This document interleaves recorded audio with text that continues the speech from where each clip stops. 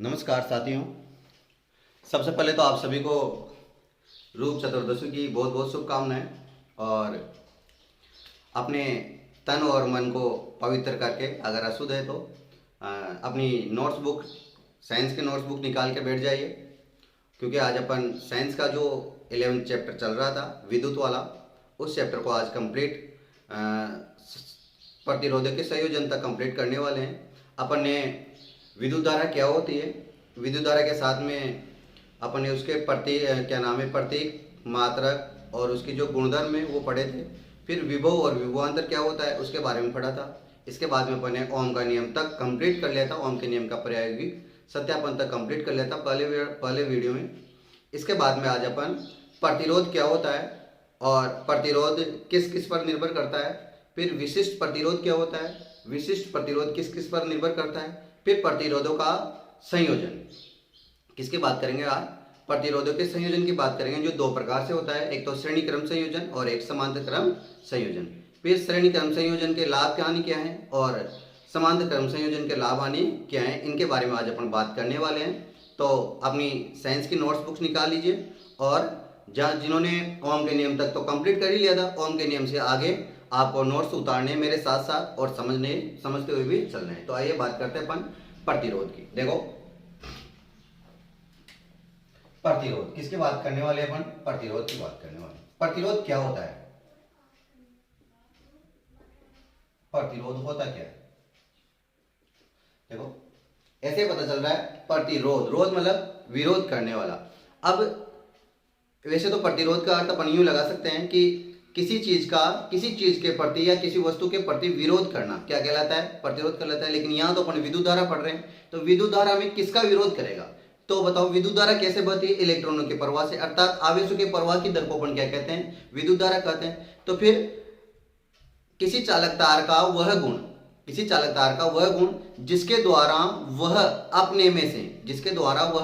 अपने में से आवेशों के प्रवाह का क्या करता है, विरोध करता है। जैसे मैं आपको बताता हूं, यहां समझे आप, तरीके से समझे आप। देखो मैं एक वायर ले लिया मैंने, मान लो ये वायर है और वायर अलग अलग धातु के बने होते हैं। तो जैसे मान लो ये वायर है और इस वायर में किसी न किसी कारणवश ये अशुद्धियां हैं, ये धातु में अशुद्धियां रह जाती है। अब इस वायर में क्या होगा, इलेक्ट्रॉन प्रवाहित होंगे, तभी तो विद्युत धारा बहेगी। इस प्रकार से इलेक्ट्रॉन क्या होंगे, प्रवाहित होंगे। तो जिस इलेक्ट्रॉन के सामने ये अशुद्धियां आ जाएगी, तो ये अशुद्धियां इलेक्ट्रॉन को प्रभावित करेगी, नहीं करेगी, करेगी। तो इन अशुद्धियों के द्वारा इलेक्ट्रॉन के प्रवाह में जो बाधा डाली गई है, उस बाधा को क्या कहते हैं, प्रतिरोध कहते हैं। जैसे मैं सिंपल वे में उदाहरण देना चाहूँ आपको। अपन बाइक लेके रोड पे चल रहे हैं और रोड पे चलते चलते एक खड्डा आ जाता है। तो बताओ खड्डा आते ही अपन क्या करेंगे, ब्रेक लगाएंगे। तो उस खड्डे ने अपनी चाल में जो अपनी स्पीड थी उसमें क्या करी, बाधा उत्पन्न करी। इसी को क्या कहते हैं, प्रतिरोध कहते हैं। तो देखो आपको समझ में आ गया होगा प्रतिरोध क्या होता है। एक बार और समझना चाहो तो समझ लो। देखो जो चालक तार होता है, उस चालक तार में कुछ अशुद्धियों के कारण इलेक्ट्रॉनों के प्रवाह में या आवेशों के प्रवाह में क्या हो जाती है, बाधा उत्पन्न हो जाती है। उस बाधा उत्पन्न होने को क्या कहते हैं, प्रतिरोध कहते हैं। बाधा उत्पन्न करने के गुण को क्या कहते हैं, प्रतिरोध कहते हैं। देखिए आप, मैं परिभाषा लिखता हूं यहां पे। प्रतिरोध चालक तार का वह गुण होता है जिसके द्वारा वह अपने में से प्रवाहित आवेशों का विरोध करता है, प्रवाहित आवेशों का विरोध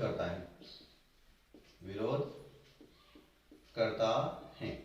इसे ही प्रतिरोध कहते हैं। इसे ही क्या कहते हैं, प्रतिरोध कहते हैं। देखो प्रतिरोध चाल में क्या कर रहा है, इलेक्ट्रॉनों के प्रवाह में, इलेक्ट्रॉनों की चाल में क्या कर रहा है, बाधा उत्पन्न कर रहा है। इसका मतलब जो प्रतिरोध होगा वो चालकता का क्या होता है, वेग क्रम होता है। तो देखो यहां लिख देता हूं मैं, प्रतिरोध, चालकता का वेद क्रम होता है। वेद क्रम होता है। वेद क्रम का मतलब क्या होता है? अगर एक राशि का मान बढ़ रहा है तो दूसरी राशि का मान कम होता है, और अगर एक राशि का मान घट रहा है तो दूसरी राशि का मान बढ़ता है। इसका मतलब प्रतिरोध बढ़ेगा तो चालकता घटेगी, इलेक्ट्रॉन की जो चालकता है वो घटेगी। अगर प्रतिरोध घटेगा तो चालकता का मान बढ़ेगा। इसका मतलब अपने लिए कौन सा वाला वायर सबसे अच्छा रहेगा? जिसका प्रतिरोध क्या होगा? कम होगा, क्योंकि उसमें जो इलेक्ट्रॉनों की हानि है वो कम होगी। इलेक्ट्रॉनों की हानि कम होगी तो फिर विद्युत धारा की हानि कम होगी। देखो अपने ओम के नियम के द्वारा इसका थोड़ा सा डिटेल में पढ़ लेते हैं। इसका जो मात्रक है वैसे तो अपन वहां निकाल लेता, लेकिन फिर भी अपन निकाल लेते हैं ओम के नियम से। ओम के नियम से देखो, ओम का नियम क्या होता है? V बराबर होता है आई आर। तो बताओ R बराबर आई को मैं बटे में ले जा सकता हूं, तो R बराबर क्या हो जाएगा? V बटा आई। तो R बराबर हो जाएगा V बटा आई। और V का मात्रक क्या होता है? वोल्ट, और I का मात्रक होता है एम्पियर, और वोल्ट बटा एम्पियर को कहते हैं ओम। इसका मतलब प्रतिरोध का मात्रक क्या हो गया? ओम। तो यहां लिख देता हूं, प्रतिरोध का मात्रक ओम होता है। अब देखो आपके दिमाग में आ रहा होगा कि ये प्रतिरोध निर्भर किस किस पर करता है। अपन ऐसा क्या करें, आपके दिमाग में ऐसा आ रहा होगा कि अपन ऐसा क्या करें ताकि विद्युत धारा की हानि कम से कम हो। तो इसका मतलब भाई प्रतिरोध किस किस पर निर्भर करता है उस बात को जानना पड़ेगा। तो अपन जानते हैं कि प्रतिरोध किस किस पर निर्भर करता है। प्रतिरोध चार चीजों पर निर्भर करता है मुख्य रूप से। तो मैं यहां लिखता हूं एक एक करके। प्रतिरोध व एडिंग डाल लेंगे, प्रतिरोध की निर्भरता, प्रतिरोध की निर्भरता। देखो प्रतिरोध निम्न बातों पर निर्भर करता है। प्रतिरोध निम्न पर निर्भर करता है। पहली बात है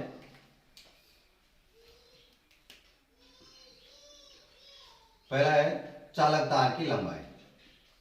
चालक तार की लंबाई, चालक तार की लंबाई, इसको यल से लिखेंगे अपन। किस पर निर्भर करता है? पहला चालक तार की लंबाई पर निर्भर करता है। सर कैसे करता है चालक तार की लंबाई पर निर्भर? देखो चालक तार की जितनी ज्यादा लंबाई, जैसे मान लो आपका जो मुख्य बोर्ड है, उस मुख्य बोर्ड से आपके जो टीवी या कुछ भी जो भी चलाना है आपका उपकरण, उस उपकरण तक की अगर लंबाई दूरी ज्यादा है तो फिर प्रतिरोध का सामना ज्यादा करना पड़ेगा, अर्थात विद्युत की हानि क्या होगी? ज्यादा होगी। इसका मतलब अपन यूं कह सकते हैं कि अगर जितना लंबा तार होगा प्रतिरोध उतना ही ज्यादा होगा, और या फिर जितना छोटा तार होगा प्रतिरोध उतना ही कम होगा। तो अपने लिए सबसे ज्यादा जो सुविधाजनक है और सबसे कम हानि किसमें होगी? तो छोटे तार में होगी। तार की लंबाई क्या लेनी है? कम लेनी है। तो देखो तो तार की लंबाई किस पर निर्भर करती है? तार की लंबाई निर्भर करती है सॉरी जो प्रतिरोध है वो किस पर निर्भर करता है? तार की लंबाई पर निर्भर करता है। और किस प्रकार से करता है? तार की लंबाई के समानुपाती होता है। समानुपाती का मतलब होता है अनुक्रमानुपाती। अनुक्रमानुपाती का मतलब होता है एक राशि के बढ़ने पर दूसरी राशि भी बढ़ेगी, एक राशि के घटने पर दूसरी राशि भी घटेगी। उसको क्या बोलते हैं? समानुपाती बोलते हैं। तो देखो मैं यहां लिखता हूं प्रतिरोध चालक तार की लंबाई के समानुपाती होता है। समानुपाती होता है अर्थात अपन कह सकते हैं कि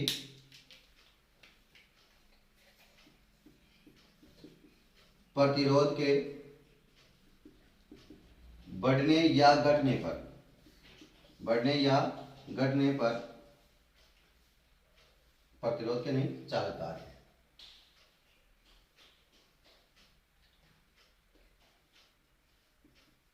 चालक तार के बढ़ने या घटने पर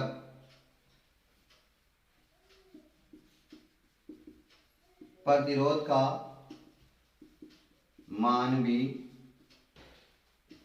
क्रमशः, क्रमशः का मतलब है अगर बढ़ रहा है तो यहां पर भी बढ़ेगा, घट रहा है तो यहां पर भी घटेगा। तो प्रतिरोध का मान भी क्रमशः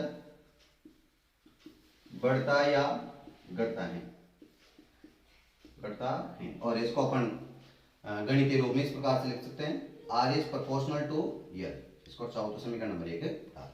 इसके बाद में दूसरी बात करेंगे अपन चालक तार के अनुप्रस्थ काट के क्षेत्रफल पर।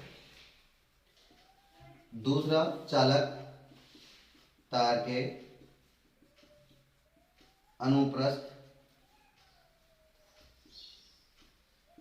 काट के क्षेत्रफल पर,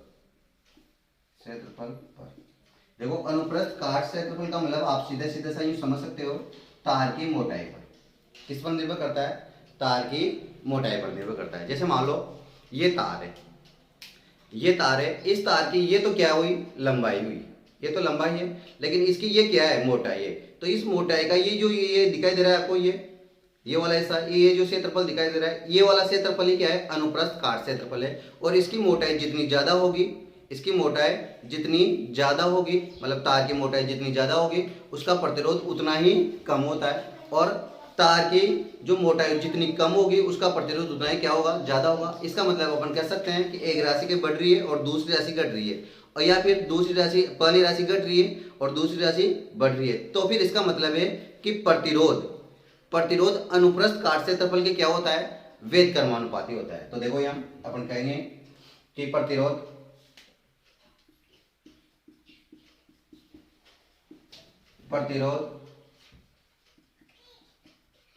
चालक तार के अनुप्रस्थ काट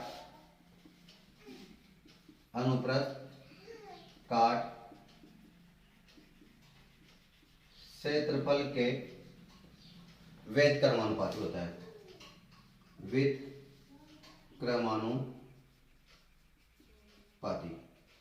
क्रमानुपाती होता है। अर्थात थोड़ा सरल लैंग्वेज में लिखते हैं, अर्थात अनुप्रस्थ काट क्षेत्रफल के बढ़ने या घटने पर प्रतिरोध का मान क्रमशः घटता या बढ़ता है, देखो यहां मैंने लिखा है अनुप्रस्थ काट क्षेत्रफल के बढ़ने पर तो घटता है और घटने पर बढ़ता है। और इसको अपन गणितीय रूप में लिख सकते हैं, R is proportional to 1/a। समीकरण नंबर 2। ये 2 पर तो अपन ने निर्भरता की बात करी। अब अपन अगली निर्भरता की बात करेंगे, तीसरी। तो मैं इसको मिटाता हूं और ऊपर लिखता हूं, यहाँ मिटा दूं, देख लें आप फटाफट।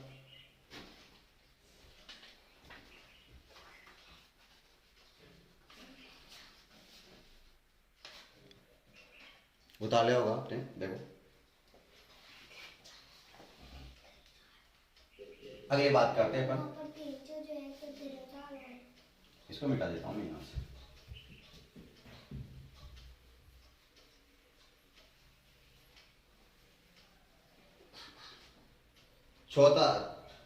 तीसरा पॉइंट है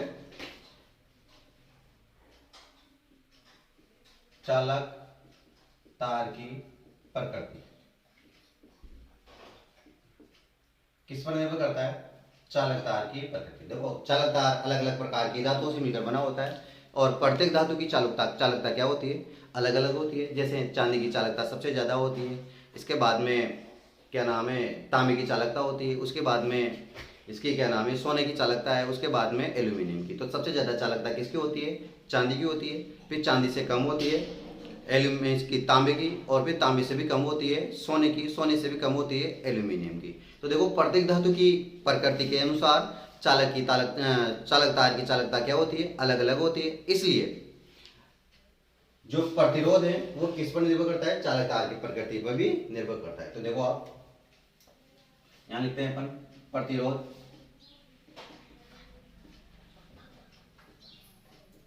चालक तार की प्रकृति पर भी निर्भर करता है, चालक तार प्रकृति पर भी निर्भर करता है। जैसे अपन बात करें चांदी, जैसे चांदी का प्रतिरोध न्यूनतम होता है, इसको मत बजाया, चांदी का प्रतिरोध न्यूनतम होता है, अतः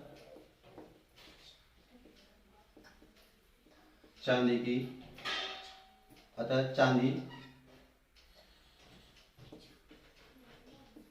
विद्युत धारा की सर्वोत्तम चालक है। ये बात करिए अपन ने चालक तार की प्रकृति पर। देखो चालक तार मैंने आपको बता दिया भाई, चालक जो तार होता है, चालक तार होता है, अलग अलग धातुओं से बना होता है, और प्रत्येक धातुओं की जो चालकता है वो क्या होती है, अलग अलग होती है। अरे बातें मत करो, क्या होती है, अलग अलग होती है। तो अब देखो आगे, इसको मिटा देता हूं मैं, ये तो उतार लिया होगा बहुत देर से आपने।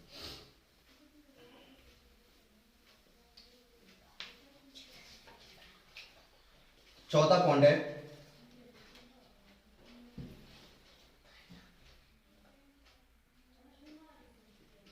चालक तार के ताप पर, चालक तार के ताप। देखो जो चालक तार की है, जो प्रतिरोध है, ये चालक तार के ताप पर भी क्या करता है, निर्भर करता है। अलग अलग धातुओं में अलग अलग प्रकाश होता है। तो देखो मैं लिखता हूं, प्रतिरोध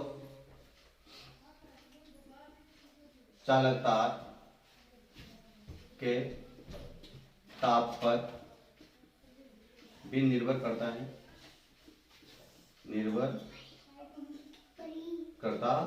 तब बाहर निकलो। देखो जैसे अलग अलग चालक तारों के बारे में बात करेंगे अपन। देखो चालक तार, प्रतिरोध चालक तार के ताप पर भी क्या करता है, निर्भर करता है। अब देखो अपन अलग अलग तरीके से बात करते हैं इसके बारे में, किस प्रकार से निर्भर करता है। देखो सबसे पहले अपन बात करते हैं चालक तार। देखो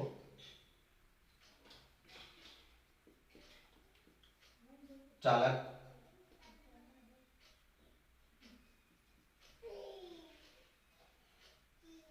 तार का ताप बढ़ने पर, चालक तार का ताप बढ़ने पर प्रतिरोध भी बढ़ता है, प्रतिरोध भी बढ़ता है। जैसे सोना चांदी, जैसे चांदी सोना तांबा आदि। देखो किसकी बात कर रहे हैं अपन, चालक तार की। जो चालक तार है, उस चालक तार का ताप अगर बढ़ता है, और ताप बढ़ने पर प्रतिरोध भी क्या होता है, बढ़ता है। अगर चालक तार का ताप बढ़ता है तो प्रतिरोध भी बढ़ता है। जैसे चांदी है, सोना है, तांबा है, इनका तापमान बढ़ जाएगा, तो फिर उसका प्रतिरोध भी क्या हो जाएगा, बढ़ जाता है। फिर इसके बाद में बात करते हैं बी, चालक तार भी लिख सकते हो यहाँ, और चालक धातुओं भी लिख सकते हो। चालक धातु लिख देते हैं अपन, चालक धातुओं का।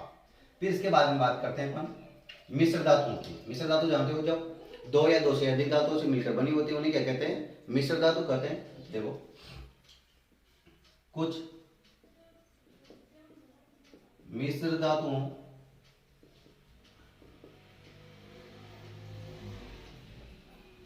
का ताप बढ़ने पर, कुछ मिश्र धातुओं का ताप बढ़ने पर प्रतिरोध में अधिक परिवर्तन नहीं होता, या फिर यूं लिखते हैं प्रतिरोध में बहुत कम परिवर्तन होता है, बहुत कम परिवर्तन होता है, जैसे धातुओं के नाम है, मिश्र धातुओं के मैग्नीन तथा कॉन्सनट्रेंट। सी नंबर पे बात करते हैं। देखो दो बातें बताए मैंने, क्या बताया, चालक तार के ताप पर निर्भर, जो प्रतिरोध है वो चालक तार पर क्या करता है, निर्भर करता है, और चालक तार पर अलग अलग, देखो धातुएं अलग अलग प्रकार की होती है, जो जैसे चालक धातुएं हैं, मिश्र धातुएं हैं, अर्धचालक धातुएं, अचालक क्या नाम कुचालक धातुएं, ये जो अलग अलग प्रकार की जो धातुएं होती है उन धातुओं में अलग अलग प्रकार से क्या करता है, निर्भर करता है। तो देखो पहला तो चालक धातु की बात करें, चालक धातु का ताप बढ़ता है तो फिर प्रतिरोध भी बढ़ता है, जैसे चांदी है, सोना है, तांबा है आदि।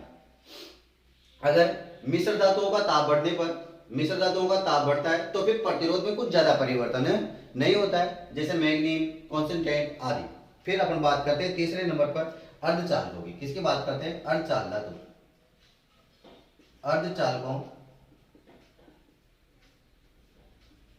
का ताप बढ़ने पर, किसकी बात करें अपन, अर्धचालकों का ताप बढ़ने पर,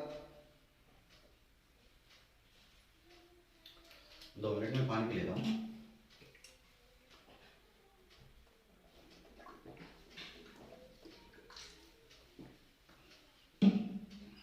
देखो अर्धचालकों का ताप बढ़ने पर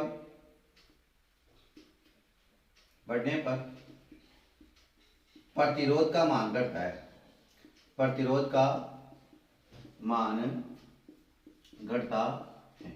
तो किसकी बात करें अपन, अर्धचालक की बात करें। अगर अर्धचालकों का ताप बढ़ता है, किसका ताप बढ़ता है, अर्धचालकों का ताप बढ़ता है तो प्रतिरोध क्या होता है, घटता है। जैसे अपन उदाहरण लेते हैं, जैसे एक धातु है सिलिकॉन, सिलिकॉन, जर्मेनियम आदि, जर्मेनियम आदि, ये अर्धचालकों की बात हुई। इसके बाद में एक और बात करते हैं अपन डी, जो है अतिचालक। अतिचालक का मतलब जो बहुत ज्यादा चालक हो, चालक से भी ज्यादा चालक, जिसकी चालकता बहुत ज्यादा हो। तो देखो अतिचालक की बात करते हैं। अतिचालकों का ताप बढ़ने पर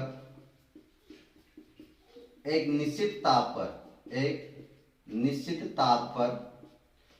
अतिचालकों का ताप बढ़ने पर एक निश्चित ताप पर प्रतिरोध शून्य हो जाता है, प्रतिरोध शून्य हो जाता। जैसे मरकरी, जैसे किसकी बात करें अपन, मरकरी की बात करें। जैसे किसकी बात करें, मरकरी या फिर पारा भी कहते हैं, जैसे Hg से लिखते हैं, जैसे पारे Hg का प्रतिरोध 4.2 केल्विन, 4.2 केल्विन ताप पर शून्य हो जाता है। ठीक है, अतिचालकों का ताप बढ़ने पर एक निश्चित ताप पर प्रतिरोध क्या हो जाता है, शून्य हो जाता है। किसका, जैसे पारा है या फिर मरकरी बोलते हैं इसको, Hg। आपने दूध नापने की वो डिग्री देखी होगी, पहले आती थी डिग्री, उस डिग्री में जो काला काला भरा होता है वो पारा ही होता है, मरकरी होती है। उसका जो प्रतिरोध है वो 4.2 केल्विन ताप पर क्या हो जाता है, शून्य हो जाता है, क्योंकि ये अतिचालक है। ये मैंने तीसरा पॉइंट आपको समझाया। इसके बाद में चौथा पॉइंट है और बहुत इंपॉर्टेंट है। चौथा पॉइंट हो गया, तीसरा चौथा हो गया कंप्लीट। ये आपका प्रतिरोध की निर्भरता मैंने आपको कंप्लीट समझा दी। अब अपन बात करेंगे प्रतिरोधकता की। किसकी बात करेंगे, प्रतिरोधकता या विशिष्ट प्रतिरोध की अपन बात करने वाले हैं। विशिष्ट प्रतिरोध क्या होता है, तो अपन ने पहले नंबर पे जो दो चीजें पढ़ी थी, इसमें प्रतिरोध की निर्भरता में एक तो प्रतिरोध की चालक तार की लंबाई पर निर्भरता और दूसरी पड़ी थी प्रतिरोध की अनुप्रस्थ काट क्षेत्रफल पर निर्भरता। उन दोनों का ही उपयोग यहाँ करते हुए विशिष्ट प्रतिरोध का सूत्र भी निकालेंगे और उसका मात्रक भी निकालेंगे और उसकी परिभाषा भी यहाँ पर निकालते हैं। इसको मैं मिटा देता हूँ, आप लोगों ने उतार लिया होगा। देखो आगे बढ़ते हैं अपन।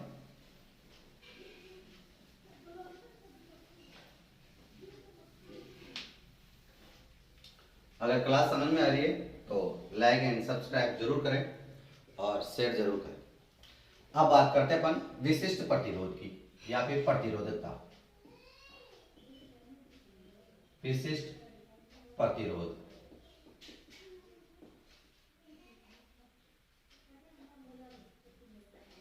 विशिष्ट प्रतिरोध या इसको ही प्रतिरोधकता भी बोलते हैं। क्या बोलते हैं? प्रतिरोधकता। विशिष्ट प्रतिरोध, देखो विशिष्ट प्रतिरोध क्या होता है। हम जानते हैं कि चालक तार का प्रतिरोध या फिर यूं कहें प्रतिरोध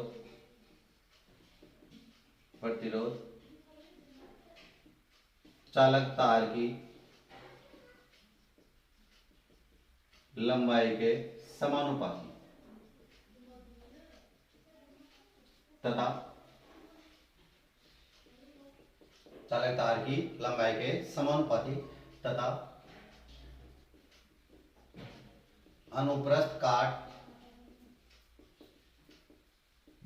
क्षेत्रफल के व्युत्क्रमानुपाती होता है। अतः हम लिख सकते हैं R इज प्रोपोर्शनल टू, देखो चालक तार की लंबाई तो प्रतिरोध की क्या है? समानुपाती है, तो समानुपाती है तो ऊपर आ जाएगा और व्युत्क्रमानुपाती होता है कौन? अनुप्रस्थ काट क्षेत्रफल, तो A नीचे आ जाएगा। और यहां से जैसे अपन प्रोपोर्शनल हटाएंगे तो यहाँ इस प्रोपोर्शनल का चिन्ह हटाने पर एक नियतांक आएगा जिसको कहते हैं रो और L बटा A। तो मैं यहां लिख देता हूं जहां रो एक नियतांक है जिसे विशिष्ट प्रतिरोध कहते हैं। विशिष्ट प्रतिरोध कहते हैं।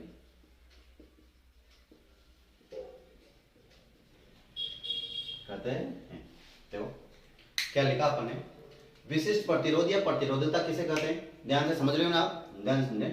हम जानते हैं, कहां जानते हैं? आपने भी पढ़ा थोड़ी देर पहले, प्रतिरोध की निर्भरता। प्रतिरोध की निर्भरता किस किस पर करती है?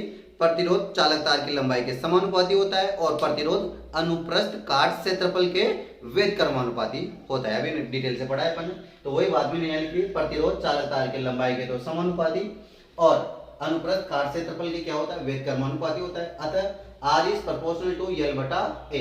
L का मतलब है यहाँ पे चालक तार की लंबाई जो मैंने बता दी थी वहां पर, और A का मतलब है यहाँ अनुप्रस्थ काट क्षेत्रफल। जैसे अपन इस प्रोपोर्शनल को हटाएंगे तो R बराबर आ जाएगा रो L बटा A, जहां रो क्या है? एक नियतांक है जिसे विशिष्ट प्रतिरोध कहते हैं। अब देखो यहां से अपन रो का मान निकाल लेते हैं। तो देखो रो का मान कैसे निकालेंगे? इस A को इधर पक्षांतर करेंगे तो R A आ जाएगा और L को बटे में भेजेंगे तो R A बटा L आ जाएगा। इस अर्थात रो बराबर आ जाएगा R A बटा L। यही इसका क्या है? फॉर्मूला है। अब इसके अपन क्या लिखते हैं? परिभाषा लिखते हैं। इसकी परिभाषा कैसे लिखेंगे? देखो आप, परिभाषा विशिष्ट प्रतिरोध की परिभाषा। विशिष्ट प्रतिरोध की परिभाषा अपन को ऐसे लिखनी है,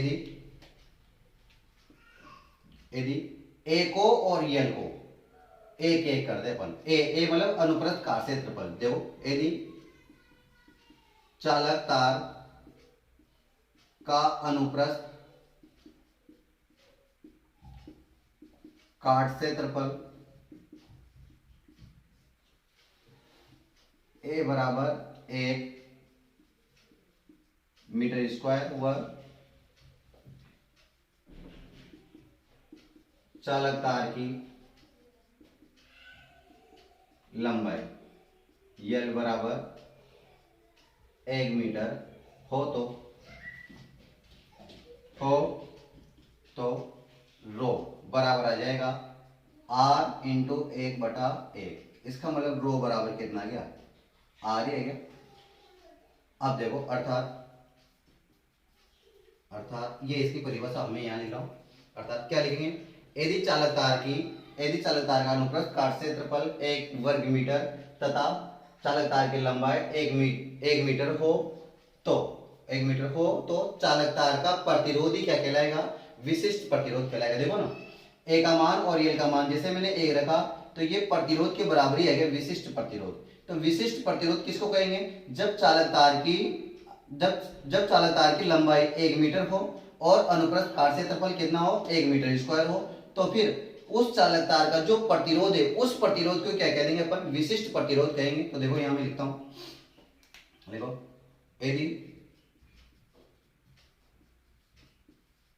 चालक तार की लंबाई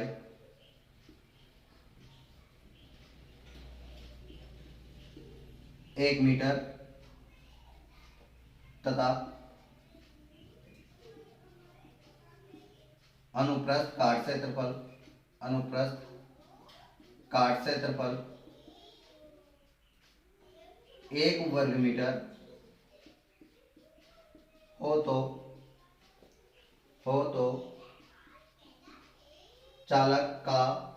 हो तो चालक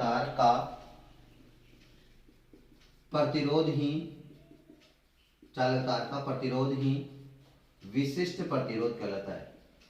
विशिष्ट प्रतिरोध कहलाता है। ये हो गया आपका विशिष्ट प्रतिरोध। देखो आपको इतना लंबा चौड़ा करने की जरूरत नहीं है, अगर करते हो तो बहुत ही बढ़िया बात है। देखो अगर यही क्वेश्चन 2 नंबर में आता है तो आपको पूरा करना है, अगर 1 नंबर पे आता है तो बस आपको ये परिभाषा लिखनी है, इसके अलावा और कुछ भी वहां पर लिखे नहीं आना है। यदि चालक तार की लंबाई 1 मीटर तथा अनुप्रस्थ काट क्षेत्रफल 1 वर्ग मीटर हो तो चालक तार का प्रतिरोध ही क्या कहलाएगा, विशिष्ट प्रतिरोध कहलाएगा। और इसी को अपन क्या कहते हैं, विशिष्ट प्रतिरोध कहते हैं। आपको बड़ा समझ में आ गया होगा। इसके बाद में अपन इसकी बात करते हैं विशिष्ट प्रतिरोध का मात्रक। विशिष्ट प्रतिरोध का मात्रक क्या होता है, तो देखो विशिष्ट प्रतिरोध का मात्रक वही सूत्र से निकलेगा, RA बटा L। विशिष्ट प्रतिरोध का मात्रक, देखो का मात्रक, देखो विशिष्ट प्रतिरोध क्या होता है,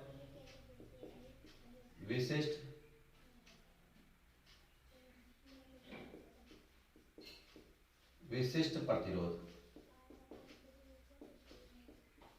रो बराबर होता है RA बटा L। देखो अगर आपको ये समझ में नहीं आ रहा तो इसको ऐसे लिखते हैं और रो बोलते हैं। देखो यहां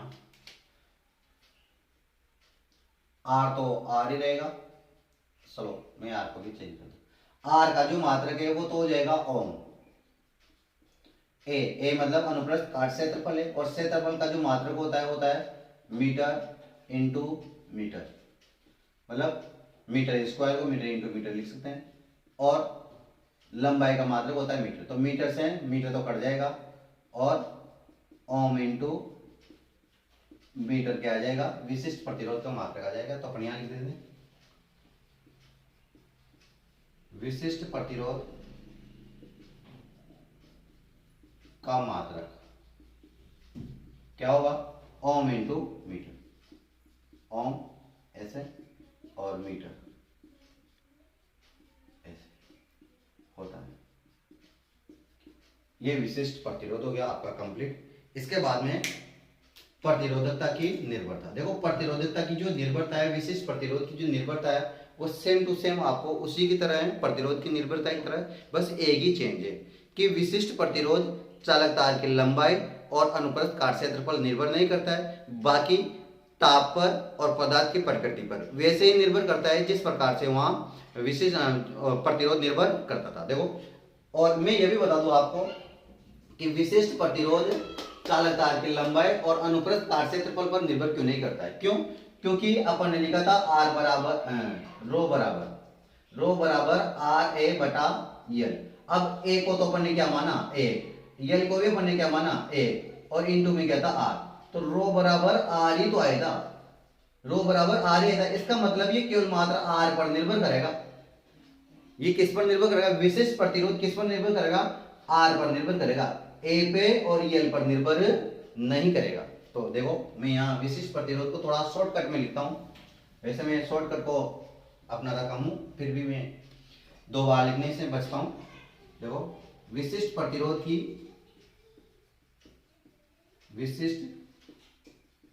प्रतिरोध की निर्भरता। तो पहला पॉइंट तो अपन ये लिखेंगे कि विशिष्ट प्रतिरोध चालक तार की लंबाई और अनुप्रस्थ तार क्षेत्रफल पर निर्भर नहीं करता है। बस ये इंपॉर्टेंट पॉइंट है इसका।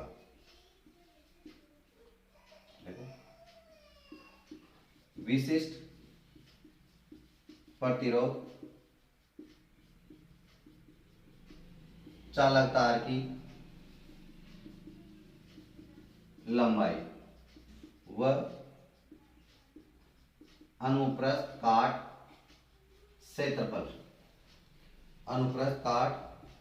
क्षेत्रफल पर निर्भर नहीं करता है। बस यही इंपॉर्टेंट पॉइंट है इसका, बाकी तो ज्यादा नहीं पूछते हैं। दूसरा मैं यहां लिख देता हूं, विशिष्ट प्रतिरोध चालक तार के ताप व प्रकृति पर भी निर्भर करता है। जैसा आपने वहां पढ़ा था वैसा वैसे यहाँ ये आपका विशिष्ट प्रतिरोध का कंप्लीट हो गया है मामला। अगर यहाँ तक कोई समस्या है तो आप लोग मुझसे कमेंट बॉक्स में कमेंट करके पूछ सकते हो। और अगर चैनल क्या नाम है लेक्चर समझ में आ रहा है तो चैनल को सब्सक्राइब जरूर करें और शेयर जरूर करें। अब अपन पढ़ने वाले हैं, क्या पढ़ने वाले हैं, ये जो प्रतिरोध है इन प्रतिरोधों का संयोजन किस प्रकार से। देखो भाई अपने जो मकान है, अपना जो घर होता है, उस घर में अपन लाइट फिटिंग करते हैं, तो लाइट फिटिंग को समांतर क्रम में फिट करें तो ज्यादा फायदा होगा या श्रेणी क्रम में करें तो ज्यादा फायदा होगा। इस बात का पता लगाने के लिए अपन को प्रतिरोधों का संयोजन पढ़ना पड़ेगा। जिसमें तुल्य प्रतिरोध सबसे कम आ रहा होगा उसी में क्या करेंगे, अपन लाइट फिटिंग करेंगे। क्योंकि जिसमें प्रतिरोध ज्यादा आ रहा है उसको तो अपन फिटिंग करके लाइट की हानि ज्यादा करेंगे, तो उसको नहीं करेंगे। तो अपन पढ़ने वाले हैं प्रतिरोधों का संयोजन। आइए फटाफट प्रतिरोधों का संयोजन को कंप्लीट करते हैं। देखो इसको मिटा दूं मैं।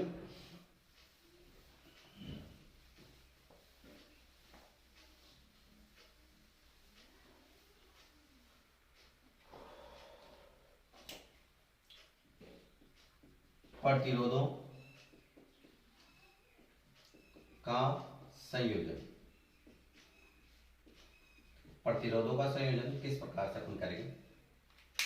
प्रतिरोधों का संयोजन 2 प्रकार से किया जाता है। प्रतिरोधों का संयोजन 2 विधियों द्वारा किया जाता है। 2 विधियों द्वारा किया जाता है। पहली विधि है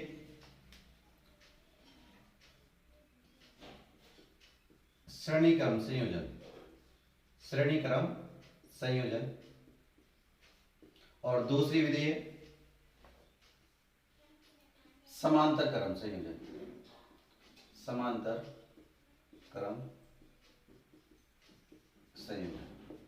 करते हैं। पहली श्रेणी क्रम संयोजन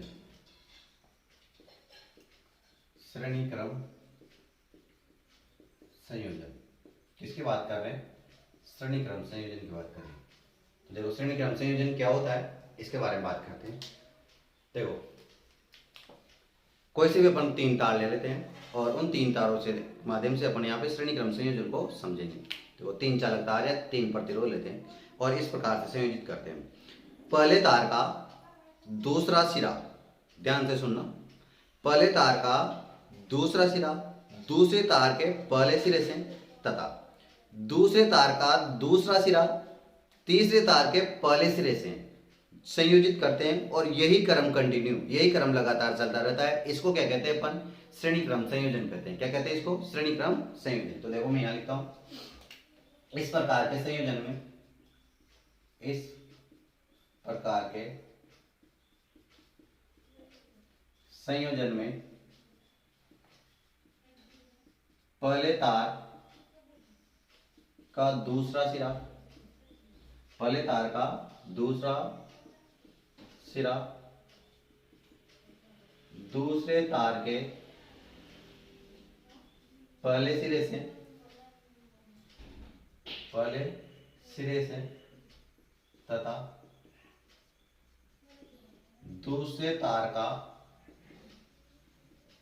दूसरा सिरा तीसरे तार के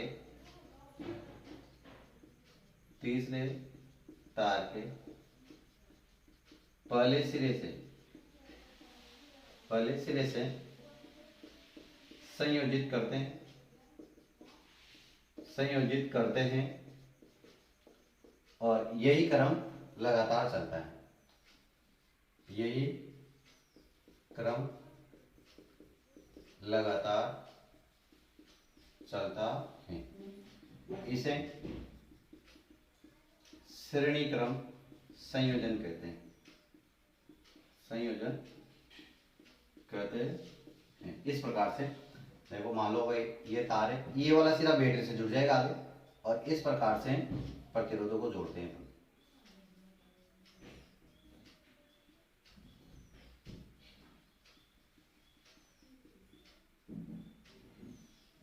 इस प्रकार से इसको अपन R1 मान लेते हैं, इसको R2 और इसको R3।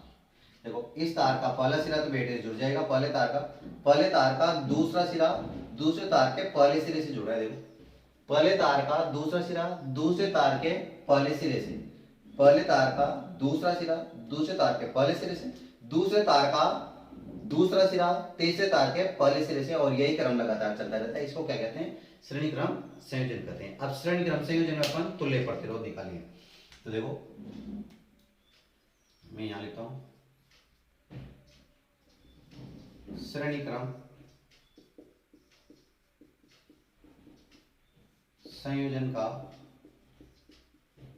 तुल्य प्रतिरोध ज्ञात करना, तुल्य प्रतिरोध ज्ञात करना।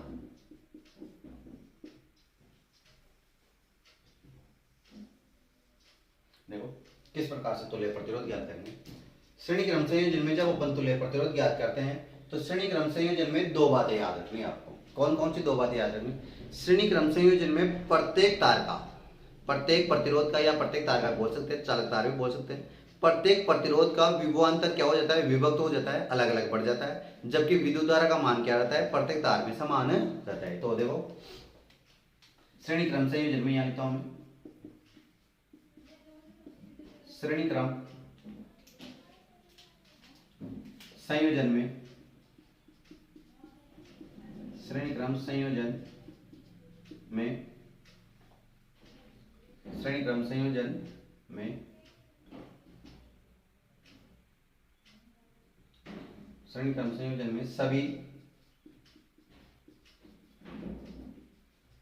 प्रतिरोधों का, श्रेणी क्रम संयोजन में सभी प्रतिरोधों का, सभी प्रतिरोधों के लिए, सभी प्रतिरोधों के लिए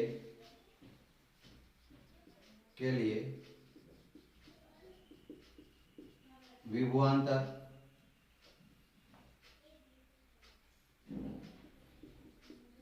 अलग अलग होता है, अलग अलग तथा विद्युत धारा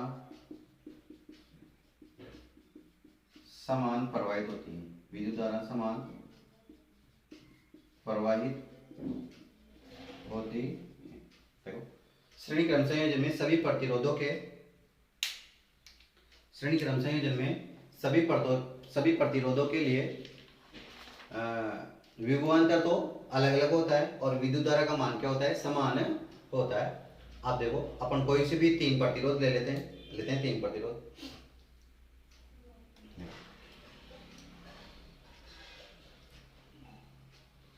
श्रेणी क्रम संयोजन में सभी प्रतिरोधों के लिए विभवांतर अलग अलग होता है जबकि विद्युत धारा का मान समान होता है। और आप इसको संयोजित करने के लिए कोई से भी एक दो तीन प्रतिरोध ले लेते हैं। माना तीन प्रतिरोध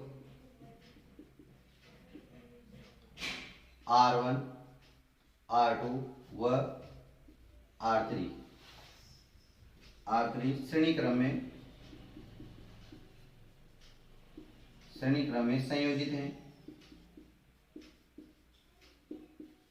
तथा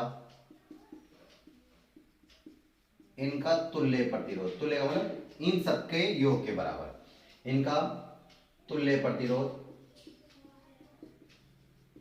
प्रतिरोध R है। और इसका अपन चित्र बनाते हैं।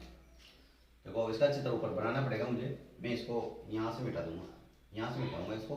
पहले आप उतार लें यहाँ तक क्योंकि बोर्ड थोड़ा छोटा है, तो मैं ऊपर चित्र बनाऊंगा फिर नीचे इसको और करूंगा।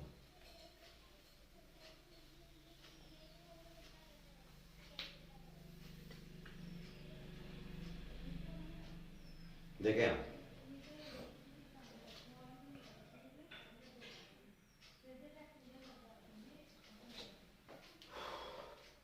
देखें तीन प्रतिरोध ले लिया और इसका अपन डायग्राम बनाते हैं। देखो कैसे डायग्राम बनाएंगे।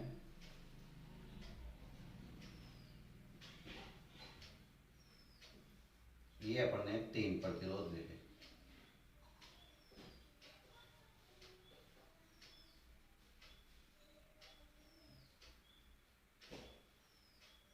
ये तीन प्रतिरोध ले और इस प्रकार से यहाँ मैं बैटरी जोड़ देता हूँ।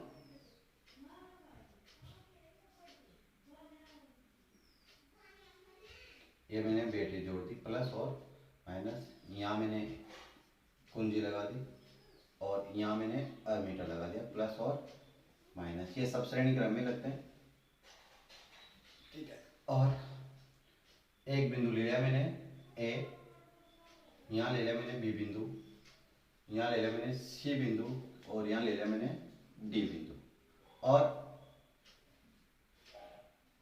ये डी बिंदु यहाँ लिख देता हूँ।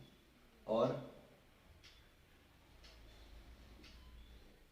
इसके और ए के और बी के बीच में, ए और बी के बीच में, सॉरी डी के बीच में, ए और डी के बीच में मैंने एक ऑल्टमीटर लगा दिया समांतर क्रम में। ये ऑल्टमीटर इस प्रकार से मैंने समांतर क्रम में लगा दिया, इधर प्लस है इधर माइनस है। अब देखो मैंने अभी आपसे कहा था इसका मान तो हो गया R1, ये हो गया R2, ये हो गया R3। और अभी अब मैंने आपसे कहा था कि प्रत्येक बिंदुओं के बीच में, किसके बीच में, प्रत्येक प्रतिरोध के बीच का क्या होगा, अलग अलग विभवांतर होगा।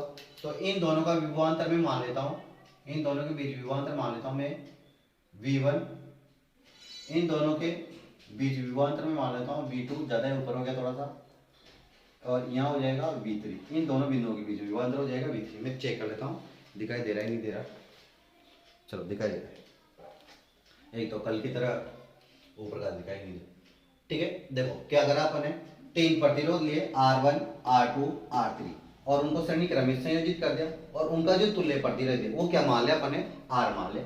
इसके बाद में AB, BC और CD ये तीन प्रतिरोध है। इन तीन प्रतिरोधों का जो विभवांतर है क्रमशः V1, V2 और V3 है, लेकिन इनका संयुक्त, इनका जो तुल्य विभवांतर है वो अपन ने क्या माना है, V मान लिया। तो देखो, और इसमें कौन सी धारा प्रवाहित हो रही है, I धारा प्रवाहित हो रही है, और इन सब में I धारा प्रवाहित हो रही है। इस प्रकार से धारा प्रवाहित हो जाएगी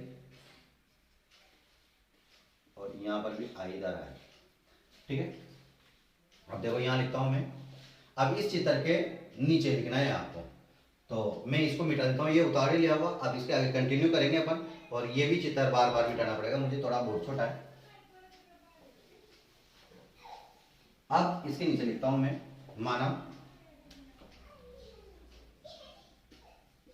माना प्रतिरोधों या फिर चालक तारों लिख दो। माना चालक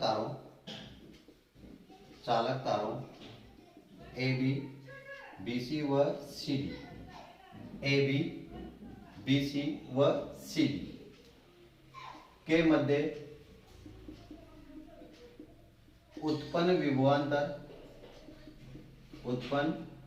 विभवांतर क्रमशः V1, V2 व V3 है तथा इनका तुल्य विभवांतर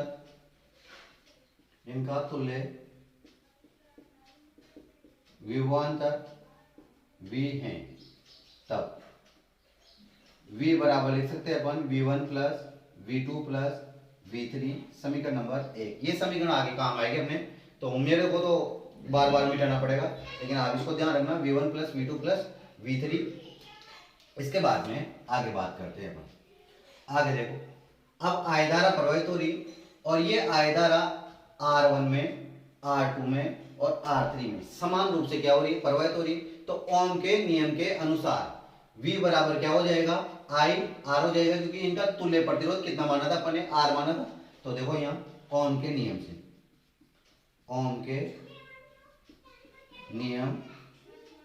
से कुल विभवांतर V बराबर आ जाएगा IR, समीकरण नंबर 2। अब जिस प्रकार से अपन ने इस परिपथ का कुल विभवांतर V बराबर IR निकाला है, उसी प्रकार से अपने को R1 के लिए भी विभवांतर निकालना है, R2 के लिए भी विभवांतर निकालना है, R3 के लिए भी विभवांतर निकालना है। तो ओम के नियम से निकलेंगे। देखो, अब R1 के सिरों के मध्य उत्पन्न विभवांतर क्या होगा, V1 होगा। और V1 किसके बराबर होगा, देखो धारा तो I प्रवाहित हो रही है, लेकिन यहां प्रतिरोध क्या है, R1 है, तो I R1 के बराबर हो जाएगा, समीकरण नंबर 3। इसी प्रकार से सेम टू सेम R2 के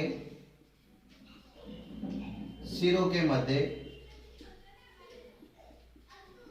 उत्पन्न विभवांतर, बताओ कितना होगा। अब तो आपको समझ में आ गया होगा, विभवांतर कितना होगा, V2 होगा। देखो V2 होगा, और धारा तो समान प्रवाहित हो रही है I, और लेकिन R2 प्रतिरोध क्या हो जाएगा, R2, समीकरण नंबर 4। फिर इसके बारे में आगे बात करते हैं। R3 के सिरों के मध्य उत्पन्न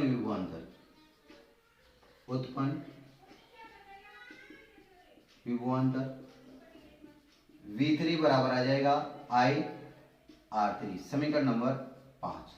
अब देखो, समीकरण नंबर 2, 3, 4 और 5 का मान आपको कहां रखना है, समीकरण नंबर 1 में रखना है। लेकिन मेरा ये बोर्ड भर गया है, तो मैं इसको यहां से मिटाऊंगा, इस वाली लाइन को, और इस वाली लाइन में यहाँ पे मान रखूंगा।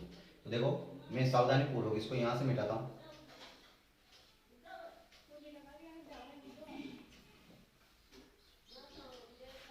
और ये बात मैं अब यहां ऊपर रख रहा हूं। देखो, समीकरण 2, 3, 4, 5 है। समीकरण 2, 3, 4 व 5 का मान समीकरण 1 में रखने पर, देखो समीकरण 1 ये वाली, तो इस समीकरण को इस समीकरण में क्या करना है, मान रखना है। तो V बराबर क्या है, V बराबर क्या है, IR। तो V की जगह तो आ जाएगा IR, बहुत ध्यान से समझना। फिर V1 की जगह आ जाएगा IR1, V2 की जगह आ जाएगा IR2, V3 की जगह आ जाएगा IR3। देखो समझ में आ रहा होगा, बोर्ड छोटा है, सुविधाओं की कमी है, लेकिन आपको बड़े समझ में आ रहा होगा। अब देखो, इसको अब इसकी जरूरत नहीं है, इसको मैं मिटा देता हूं यहां से। तो समझ में तो आ गया ना। देखो अपन ने क्या करा, ओम के नियम के द्वारा इस परिपथ का कुल प्रतिरोध निकाल लिया, कुल विभवांतर निकाला, V बराबर IR। फिर R1 के सिरों के मध्य उत्पन्न विभवांतर निकाला, V1 बराबर IR1। R2 के सिरों के मध्य कुल उत्पन्न विभवांतर निकाले अपन ने, V2 IR2। फिर R3 के सिरों के मध्य उत्पन्न विभवांतर निकाले अपन ने, V3 बराबर IR3। और समीकरण 2 से, 3 से, 4 से और 5 से इन सारे मानों को अपन ने कहां रखा, समीकरण नंबर 1 में रख दिया। अब इसकी जरूरत नहीं है, इसको मिटा देता हूं मैं, आगे कंटिन्यू कर लें।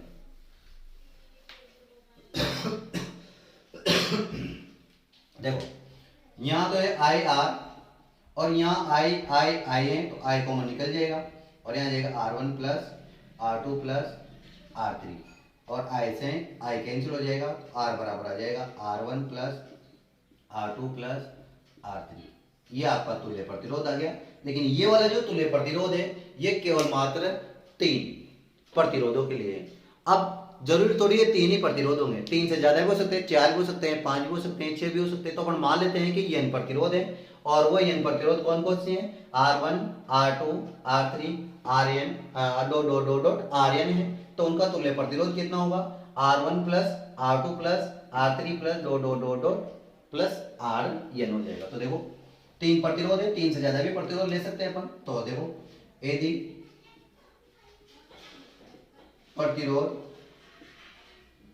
R1, R2, R3 Rn हो, तो मतलब प्रतिरोधों की संख्या कितनी हो जाए, n हो, तो तुल्य प्रतिरोध कितना आ जाएगा, R बराबर आ जाएगा R1 plus R2 plus R3 plus Rn। ये आपका तुल्य प्रतिरोध हो गया। और ये आपका श्रेणी क्रम संयोजन कंप्लीट होता है। इसके बारे में यहाँ लिख लेते हैं। अर्थात हम कह सकते हैं कि अब तो इसको मिटा देता हूं मैं ना, इसकी जरूरत नहीं। अर्थात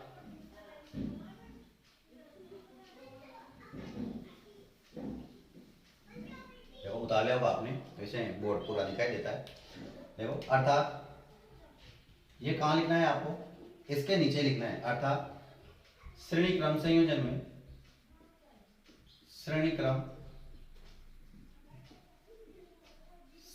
में कुल प्रतिरोध या फिर तुल्य प्रतिरोध का मान सभी प्रतिरोधों का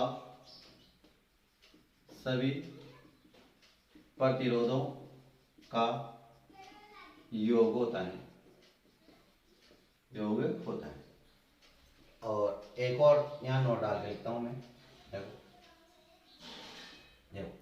सभी प्रतिरोधों का योग है ना, हमेशा ये इन सभी प्रतिरोधों का योग हमेशा ये तुल्य प्रतिरोध, इन सभी प्रतिरोधों का जो प्रतिरोध है और उनमें भी इन सब में भी जो सबसे बड़ा प्रतिरोध है, उस सबसे बड़े प्रतिरोध से भी तुल्य प्रतिरोध क्या होता है, बड़ा होता है।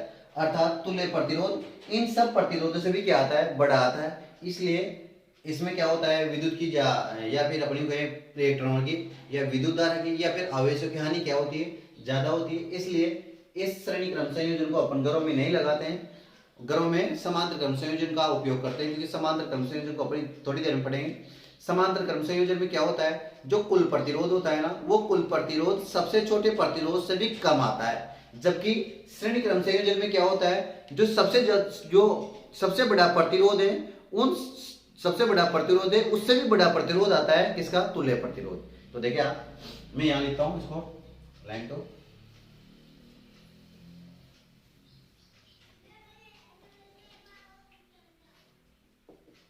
श्रेणी क्रम संयोजन में तुल्य प्रतिरोध का मान सभी प्रतिरोधों में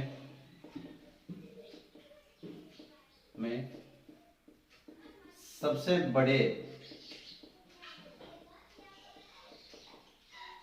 बड़े प्रतिरोध से भी, देखो श्रेणी क्रम संयोजन में तुल्य प्रतिरोध का मान सभी प्रतिरोधों में सबसे बड़े प्रतिरोध से भी बड़ा होता है, से भी बड़ा होता है। अतः इस प्रकार के संयोजन में, इस प्रकार के संयोजन में विद्युत धारा की स्थिति अधिक होती है, अधिक होती है। ये आपका श्रेणी क्रम संयोजन कंप्लीट है। इसके बाद में अपन पढ़ने वाले हैं समांतर क्रम संयोजन। तो देखो समांतर क्रम संयोजन हेडिंग डालते हैं। दूसरा समांतर क्रम संयोजन। देखो समांतर क्रम संयोजन की बात करने वाले हैं अपन। तो समांतर क्रम संयोजन को अपन पढ़ते हैं। आप लोग पानी वानी पी लो। देखो समांतर क्रम संयोजन की बात कर रहे हैं अपन। पहले होगा पानी वानी आपने। देखो समांतर क्रम संयोजन क्या होता है। देखो अपन ने भी पढ़ा श्रेणी क्रम संयोजन में क्या देखा अपन ने, पहले तार का दूसरा सिरा दूसरे तार के पहले सिरे से और दूसरे तार का दूसरा सिरा तीसरे तार के पहले सिरे से जुड़ा हुआ था। इसमें क्या होता है, सभी जो चालक तार है उनका पहला सिरा एक बिंदु पर और दूसरा सिरा दूसरे बिंदु पर जुड़ा होता है, और इस प्रकार के संयोजन को अपन क्या कहते हैं, समांतर क्रम संयोजन कहते हैं। तो देखो अभी समझ में आ जाएगा आपको। इस प्रकार के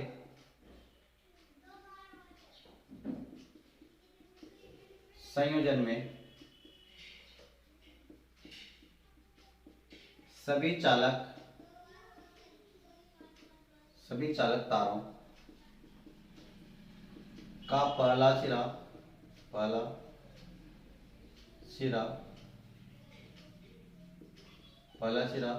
एक बिंदु पर तथा दूसरा सिरा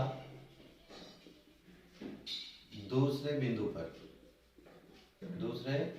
पर संयोजित होता है,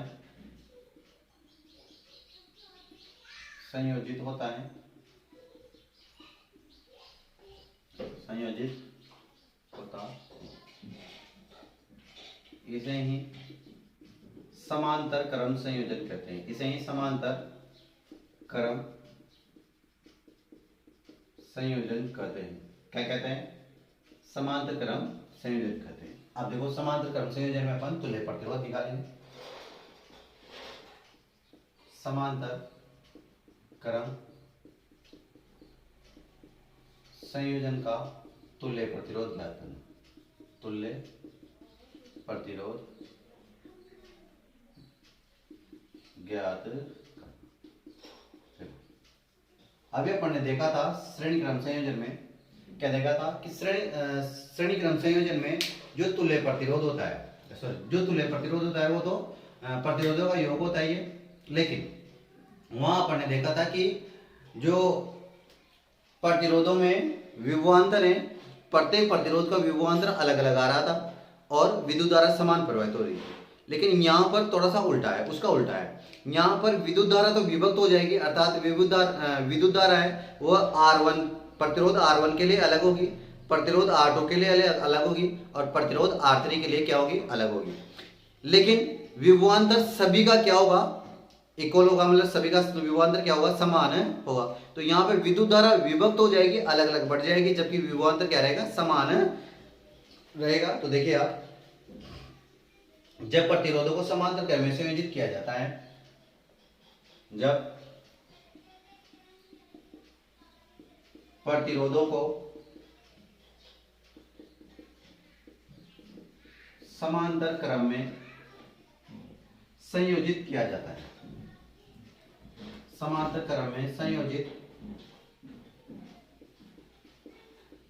किया जाता है, तो पहला है सभी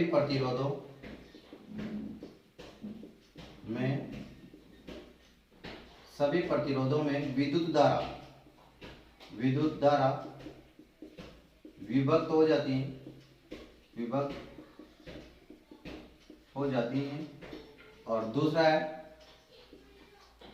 सभी प्रतिरोधों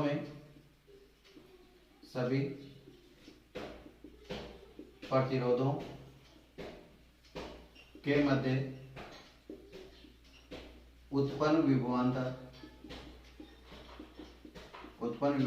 समान होता है।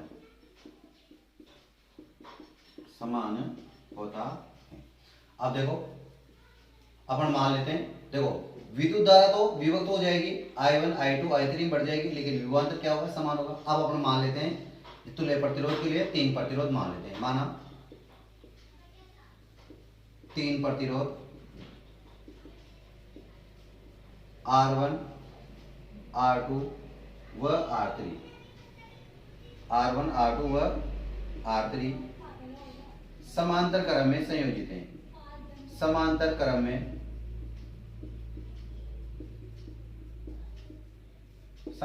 में संयोजित हैं तथा इनका तुल्य प्रतिरोध R है। तुल्य प्रतिरोध अपन क्या मान ले, R मान ले। अब मैं इसका चित्र बना देता हूं, फिर चित्र के बाद में नीचे लिखूंगा मैं। तो ऊपर चित्र बना देता हूं मैं इसका, यहां तक तो मिटा देता हूं।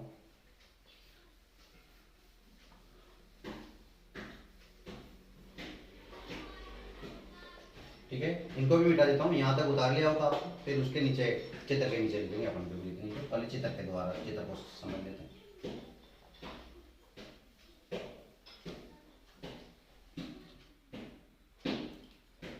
चलो यही लिखना चाहो तो ये लिख सकते हैं अपन। माना, कोई दिक्कत नहीं है, माना प्रतिरोधों R1 R2 व R3 में प्रवाहित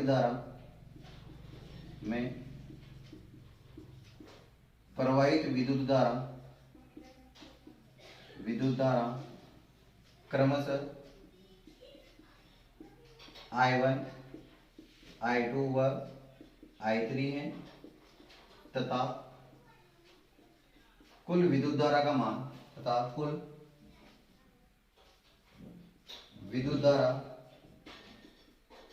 I है। तब I बराबर हो जाएगा I1 plus I2 plus I3, समीकरण नंबर 1। अब मैं यहाँ चित्र बनाता हूँ ऊपर, फिर चित्र के नीचे लिखेंगे ना। देखो मैंने क्या बताया आपको, ये एक बिंदु है और इस एक बिंदु से अपन ने कितने प्रतिरोध जोड़ दे, 3 प्रतिरोध जोड़ दे। इस प्रकार से प्रतिरोध तार जोड़ दे, इस प्रकार से।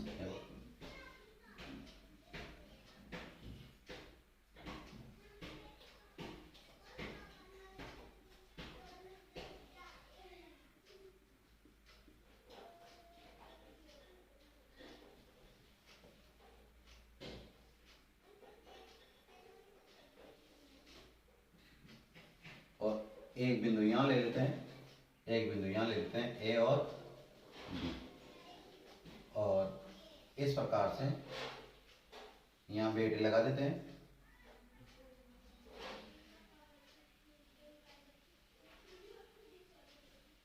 प्लस और माइनस कुंजी लगा देते हैं। अमीटर समान श्रेणी क्रम में लगता है तो लगा देते हैं और इसको इधर जोड़ देते हैं। इन दोनों बिंदुओं के मध्य जो कुल विभवांतर है उसको V मान लेते हैं, क्योंकि विभवांतर चेंज होगा ही नहीं, सबका बराबर रहेगा, प्लस और माइनस। यहाँ से I धारा प्रवाहित हो रही है, इस प्रकार से इधर से भी I धारा बाहर निकलेगी, लेकिन ये I धारा यहाँ आकर 3 भाग में बढ़ जाएगी, 1 2 और 3। देखो ये इसमें I1, इसमें I2 और इसमें I3 धारा प्रवाहित होगी, और ये R1 है, ये R2 है और ये R3। इस प्रकार से देखो मैंने यही तो बताया आपको। मैंने क्या बताया कि जो कुल विद्युत धारा है वो कुल विद्युत धारा प्रत्येक प्रतिरोध में अलग अलग क्या हो जाएगी, विभक्त हो जाएगी, जिसका नाम मैंने दिया I1 I2 और I3। जबकि इन तीनों ही प्रतिरोधों का जो विभवांतर होगा वो क्या होगा, समान होगा। अब देखो आगे करते हैं, इसको मैं मिटा दूं। ये समीकरण नंबर 1 है, इसको पूरा ध्यान रखना। समीकरण नंबर 1 लास्ट में काम आएगी, जिससे पहले काम आई थी। मैं चाहूँ तो इसको नहीं मिटाता हूँ, कर देता हूँ इसको याद रखना। चलो मिटा देता हूँ, जगह कम पड़ जाएगी। अब देखो ओम के नियम से किसका उपयोग करेंगे, ओम के नियम से कुल विद्युत धारा, कुल विद्युत धारा। देखो यहां था ना, मैं यहां लिखता हूं समीकरण नंबर 1 को, यहां लिख देता हूं याददाश्त के लिए, I1 plus I2 plus I3 समीकरण नंबर 1 है। अब देखो कुल विद्युत धारा I बराबर क्या आ जाएगा, V बटा R। क्यों, ओम का नियम होता है V बराबर IR। तो बताओ I का मान क्या आ जाएगा, I तो यही रह जाएगा और R का क्या दे देंगे, भाग दे देंगे, तो V बटा R आ जाएगा। अब इसी प्रकार से अपन को R1 के लिए विद्युत धारा निकालनी है, R2 के लिए विद्युत धारा निकालनी है, R3 के लिए विद्युत धारा निकालनी है। तो देखो R1 के लिए विद्युत धारा, R1 के लिए विद्युत धारा कितने जाएगा, I1 बराबर V बटा R1 आएगी। इसको समीकरण नंबर 2 डाल देंगे, इसको समीकरण नंबर 3 डाल देंगे। R1 भाई V तो समान रहेगा ना, V तो क्या रहेगा, प्रत्येक जगह समान रहेगा। ये R1 R2 R3 बदलेगा, I1 I2 I3 बदलेगा। तो फिर R2 के लिए विद्युत धारा, विद्युत धारा क्या आएगी, I2 बराबर आ जाएगी V बटा R2 समीकरण नंबर 4। फिर R3 के लिए विद्युत धारा, विद्युत धारा I3 बराबर V बटा R3 समीकरण नंबर 5। अब क्या करेंगे, जैसे अपन ने पहले किया था, क्या किया था पहले क्या किया था, समीकरण 2 का 3 का 4 का 5 का मान कहां रखा था, समीकरण 1 में, तो वैसा का वैसा ही करेंगे। तो मान रख दो समीकरण 2 3 4 5 से समीकरण 1 में मान रखने पर मान रखते हैं। ये समीकरण यहां नहीं है, पहले लिखी हुई है। अब देखो आई की जगह क्या रखेंगे, देखो यहां दिखाई दे रहा है V बटा R, और इधर भी दिखाई दे रहा होगा, आई की जगह लिखेंगे V बटा R। फिर I1 की जगह आ जाएगा V बटा R1, दिखाई दे रहा है ना, V बटा R1, V बटा R1। फिर I2 की जगह V बटा R2, V बटा R2, और R3 की जगह V बटा R3। अब देखो V ये सब जगह क्या रहे, कॉमन आ रहा है, तो V बटा R, और यहां से V कॉमन निकालेंगे तो 1 बटा R1 प्लस 1 बटा R2 प्लस 1 बटा R3 आ जाएगा। और इस V से ये V कट जाएगा एक बार, तो 1 बटा R बराबर आ जाएगा 1 बटा R1, 1 बटा R2, 1 बटा R3। ये क्या है, तुल्य प्रतिरोध। अब जैसा अपन ने वहां किया था, यहाँ तो कितने प्रतिरोध है, 3 ही प्रतिरोध है। कितने प्रतिरोध है, 3 ही प्रतिरोध है। 3 से ज्यादा भी तो हो सकते हैं चालक तार, तो अपन मान लेते हैं भाई चालक तारों की संख्या कितनी है, n है, अर्थात R1 plus R2 plus R3 plus Rn है। तो देखो इसको मैं यहाँ लिख देता हूँ, इसको मिटा देता हूँ, चित्र की जरूरत नहीं है, चित्र बना लिया होगा हमने। तो देखो इसको मिटाता हूँ,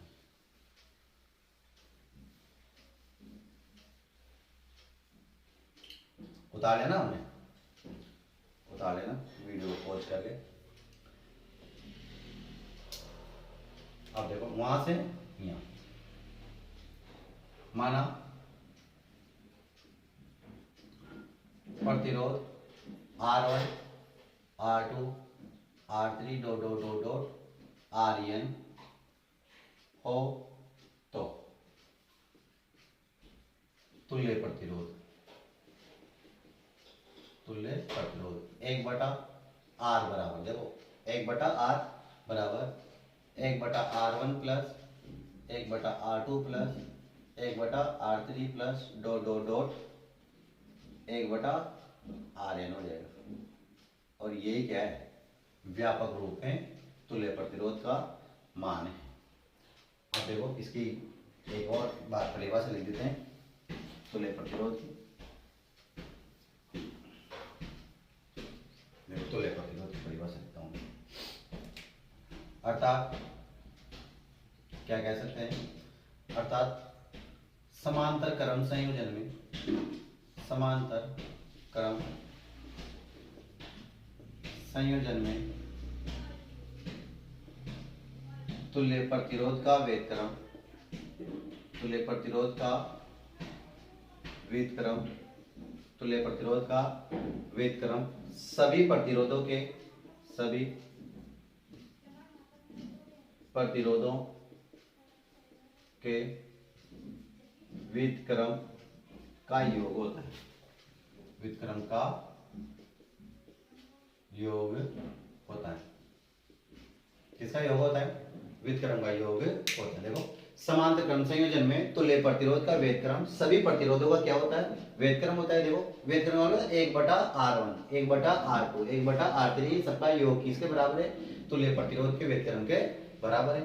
अब जैसे मैंने वहां लिखा है था आपको, वैसे यहाँ नोट डाल के दिखाते हैं कि समांतर क्रम संयोजन में जो तुल्य प्रतिरोध का मान होता है वो सभी प्रतिरोधों में सबसे छोटे, सभी प्रतिरोधों में सबसे छोटे प्रतिरोध से भी क्या होता है? छोटा होता है। इसका मतलब यहाँ पर जो प्रतिरोध आएगा वो क्या आएगा? बहुत ही कम आएगा। इसलिए घरों में समांतर क्रम संयोजन में क्या की जाती है? लाइट फिटिंग की जाती है। तो देखो लिखता हूं यहाँ, समांतर क्रम संयोजन में तुल्य प्रतिरोध का मान, तुल्य प्रतिरोध का मान सभी प्रतिरोधों में सबसे छोटे प्रतिरोध,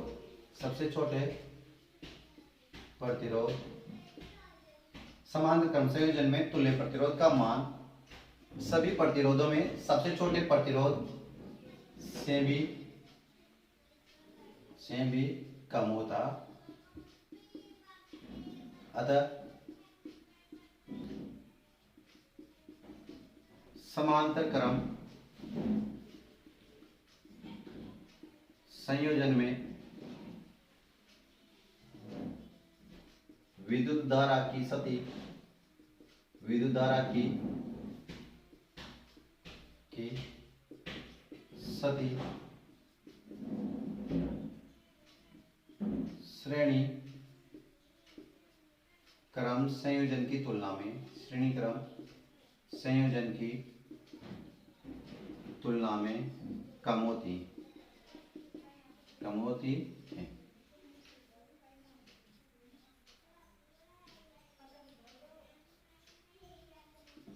घरों में विद्युत उपकरणों को,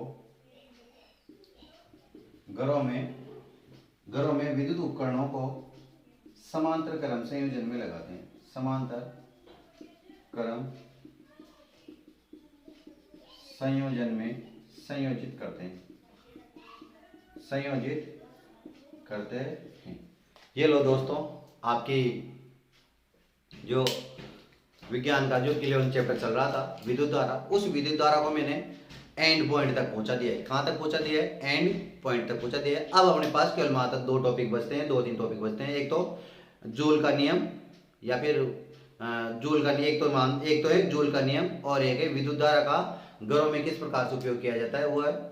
तो 2-1 टॉपिक और बच रहे हैं, तो उनको मैं अगले वीडियो में कंप्लीट करवा दूंगा। आप लोग यहाँ तक कंप्लीट नोट्स बनाकर तैयार रखिएगा, और आगे का मैं कल या परसों आपको वीडियो अवेलेबल करवा दूंगा। अगर आपको ये क्लास बहुत ही अच्छी तरह से समझ में आई है तो कमेंट बॉक्स में थम्स अप जरूर करें, और वीडियो को शेयर, सब्सक्राइब और लाइक जरूर करें। बहुत बहुत धन्यवाद दोस्तों।